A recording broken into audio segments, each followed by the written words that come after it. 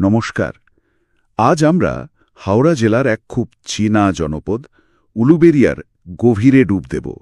এর ইতিহাসে অনেক পরত, অনেক গল্প।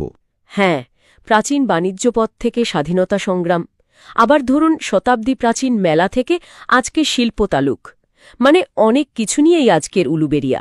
একদম। আমরা মূলত সরকারি মহাফেজখানার কিছু নথি, মানে আর্কাইভস, আর কিছু স্থানীয় ইতিহাস বই, পুরনো খবরের কাগজ, এই সব ঘেটেই আজকের আলোচনাটা সাজিয়েছি। দারুণ। তাহলে চলুন শুরু করা যাক একেবারে গোড়ার কথা দিয়ে।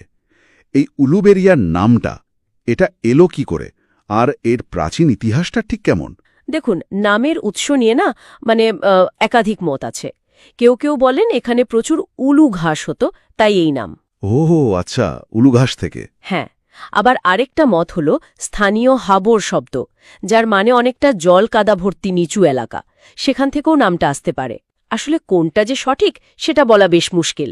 ইন্টারেস্টিং। ইতিহাসের দিকে যদি তাকাই, তাহলে তো দেখি এই এলাকাটা প্রাচীন ভুরুশুট রাজ্যের অংশ ছিল। হ্যাঁ, ঠিক। মধ্যযুগে বেশ সমৃদ্ধ রাজ্য ছিল ভুরশুট।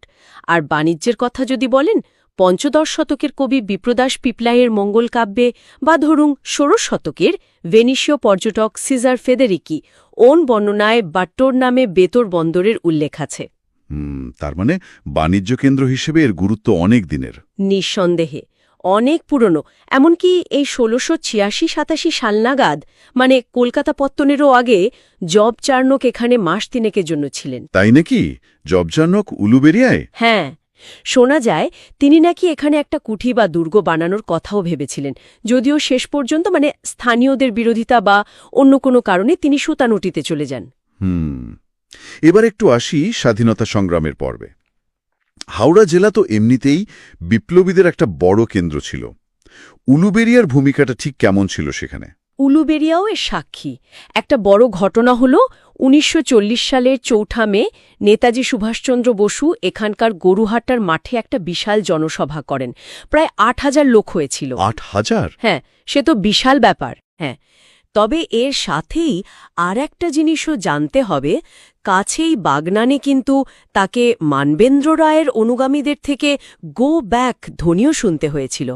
এটা তখনকার স্থানীয় রাজনীতির একটা জটিল দিক তুলে ধরে। তার মানে জাতীয় স্তরের নেতাদের পাশাপাশি স্থানীয় স্বাধীনতা সংগ্রামীদেরও নিশ্চয়ই বড় ভূমিকা ছিল। অবশ্যই ছিল। যেমন ধরুন উলুবেরিয়ার বাণীবনগ্রামের কমলা চট্টোপাধ্যায়। উনি ছাত্রাবস্থা থেকেই স্বদেশী আন্দোলনে জড়িয়ে পড়েন, আইন অমান্য আন্দোলনে যোগ দেন, জেলও খাটেন, পরে কমিউনিস্ট পার্টিতে যোগ দেন।